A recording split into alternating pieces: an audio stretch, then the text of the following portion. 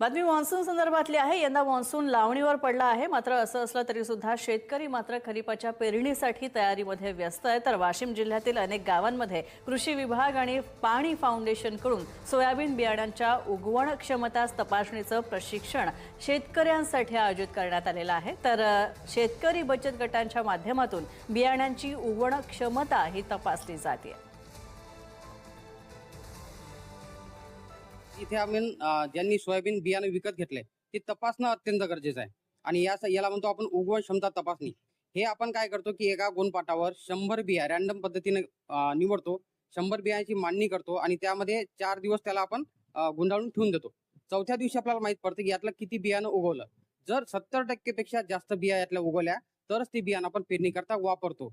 अशा पद्धतीनं हे शेतकरी गट त्यांचं बियाणं तपासत आहे, जेणेकरून त्यांना दुबार पेरणी करण्याचं संकट येऊ नये आणि त्यांनी जे बियाणं खरेदी केलं ते चांगलं आहे की नाही याची शाश्वती त्यांना यावी, हा यात मागचा उद्देश आहे। जे विकत घेतलेलं बियाणं आहे याची तर प्रक्रिया चालू, उगवण क्षमता तपासणी चालू आहे।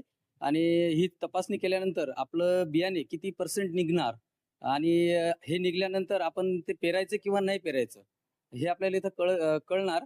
आणि जर आपली उगवण क्षमता जर कमी असली तर आपण पेरणार नाही किंवा आपलं परत नुकसान होणार नाही पेरण्यानंतर, की आपलं बियाणं निघलं नाही, असं नाही तसं नाही।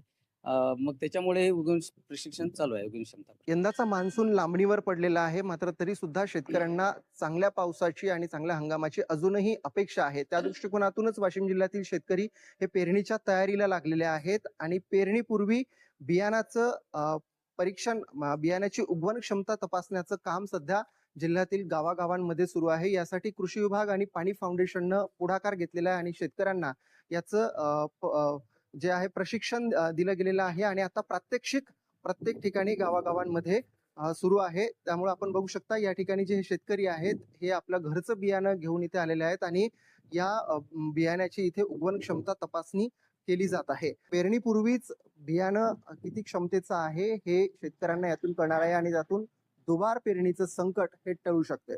देव इंगोले, पुढारी न्यूज, तामशी, वाशिम।